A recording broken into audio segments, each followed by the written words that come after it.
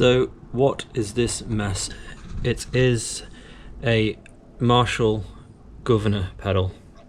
We've got a gain, a level, bass, middle, treble, and we've got these amazing, what I think is amazing LEDs in there, so when you strike a chord they light up, which is really cool. And I think they clip the signal that comes in, which makes it distorted, and the LEDs actually work a lot better than normal diodes. I think it gives a really crisp sound, so I like them quite a lot, and I just love the fact that they light up when you play. So I think that would be a good feature to have outside of your box. You could lift these up, put them outside, you could have glowing red eyes on something. If you had a face or something on your box, that would be really cool. But this is giving me a lot of trouble at the moment. There's a lot of different things in there that need sorting out for it to work, but it does work, but it's just a bit temperamental at the moment. So what I've got here is a test box. So these are handy when you're building pedals. If you know you've got a circuit here with a stomp box switch and you can plug your guitar in and out, all that side's covered and you know that works. So then when you plug it into the circuit, the only thing you have to worry about is whether the circuit's working or not. So I've just got crocodile clips coming out of here. You've got a positive and the ground, and then the input and the output, and they just go into the circuit, and you can test the circuit straight away. You just plug your guitar into the test box and then you can test any circuit here. At the moment this one's not working too good, it's a bit crackly, it's a bit temperamental, but you do tend to get that with Vero board, because it's not circuit board, it's just like a breadboard.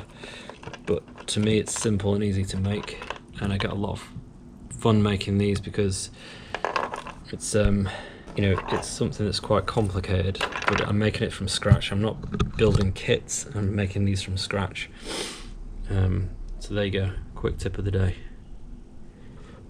Okay, so we're back with this Marshall Guv'nor pedal, and I've got it wired up to my Marshall amp because I've finally got it all sorted. So as you can see, it's attached to this test box. So we've got the input, the output, the 9V and the ground, all wired up to this Marshall Guv'nor circuit. So basically what the problem was, 9 times out of 10 when you're making a circuit board on Vero, you're going to get short circuits or you're going to get things that aren't connected properly.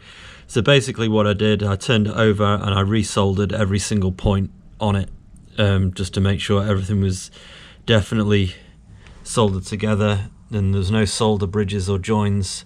So that's all good now, it's all done and it actually works. So the amp is actually on standby. Just going to turn that on, and as you can see, I turn on the Marshall, it's fired up.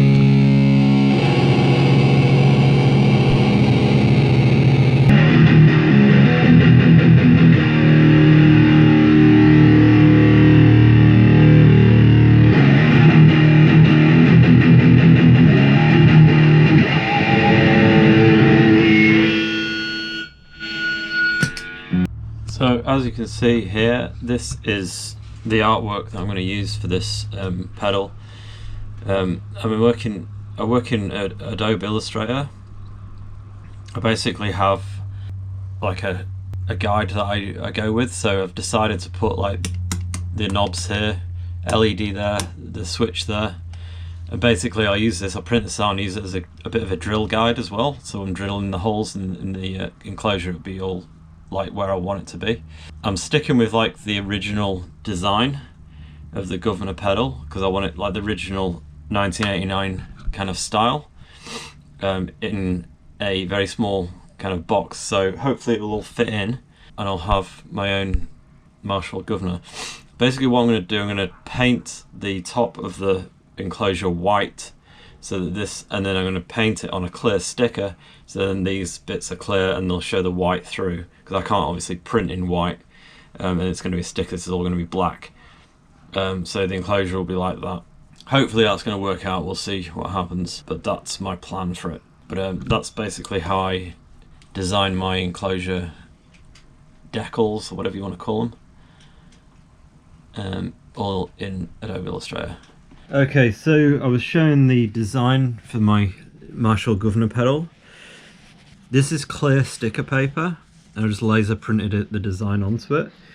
And what I'm going to do, where you can see white, that's clear, so you'll see the nice silver enclosure, aluminium enclosure through that. So that, I think that's going to look really nice. And lo and behold, here we are. This is the enclosure with the sticker on it. As you can see, that's not white, that's the aluminium enclosure. And with this pedal, I've wanted to try and match it to as close to the original as possible. So I've picked out these rather ugly plastic knobs, but I'm afraid that's what the original has. It's got 3 blue ones, a yellow one.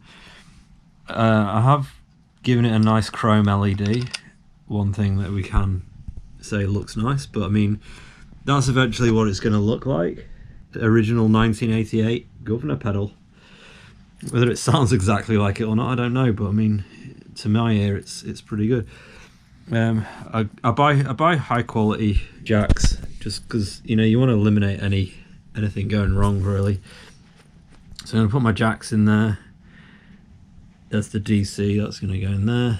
I drilled the whole thing myself, and now I'm going to wire it up.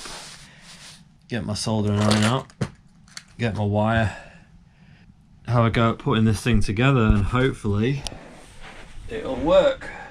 Because you know what this thing's been like? It's been so temperamental. Yeah, it's unbelievable. But the thing is, what I was thinking is, once it's all in there, if the only thing that's wrong with it is the circuit, then I'll just rip the circuit out, build another one and put the circuit back in. I've still got a really nice looking pedal. It's not a big deal to me. I can just pull it out and put it back in and it'll be right. Everything else, you know, is wicked. Let's get rid of that. You know, I've actually, you know, the sticker goes right around the pedal. And people say, oh, it's just a sticker, it'll fall, this won't fall off. Trust me, it won't fall off. It's stuck down. Like, I've left the underside silver because I think that's quite nice, like a little line down there. Should look awesome.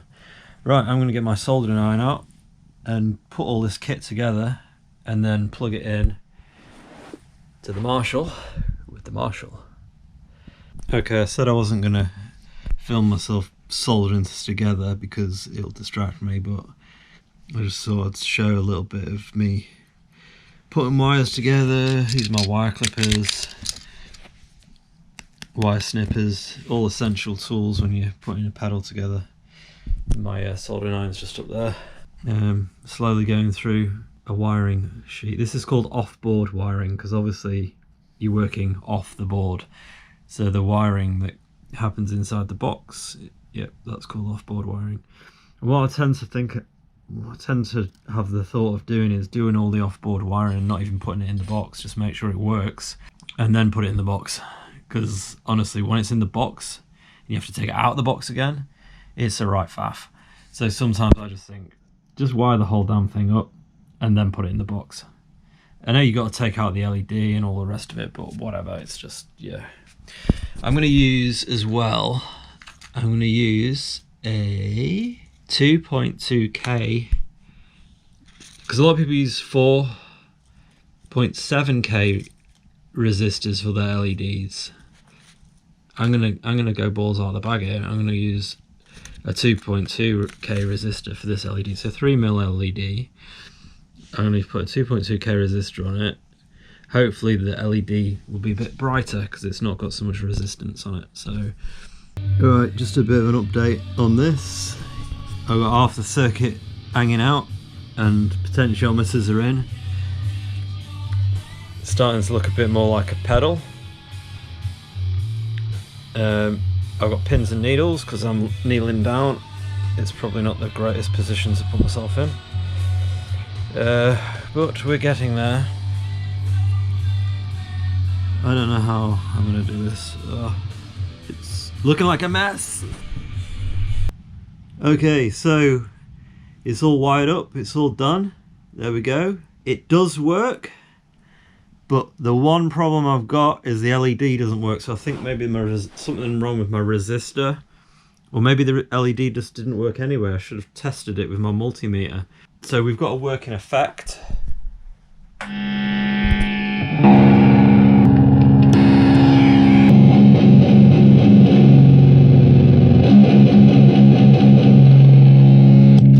But we've got no LED, so that's kind of a bit crap. So I want that fixed. So I'm gonna have to get that done, so that works. Because I can't have a pedal that doesn't have an LED, and that's just stupid, isn't it? So anyway, that works. The only other problem is, as well, is all of these little knobs that I bought. They'll fit on those ones, no problem, but they don't fit on these ones, which is a pain in the arse. Anyway, we might have to drill the inside of the knob so that it works. Who knows? Let's see. So there we have my finished Marshall Guv'nor pedal, and God bless Carcass Heartwork, because that's the reason why I built it. In homage to that album and Bill Steer's guitar playing on there. I haven't quite emulated the Franking cab, but I do have two Marshall cabs. They're not back to back, but they are there. With I've only got a JCM 800 lead. Did I come close to Carcass Heartwork? I think it sounds pretty good. I think it's I definitely feel the Carcass Heartwork vibe there. Definitely. This is what they used apparently. So I think these are 5150 as well, but I mean I don't have one of those. I just have the Marshall stuff. But yeah, I think it sounds good. Homage to Carcass Heartwork.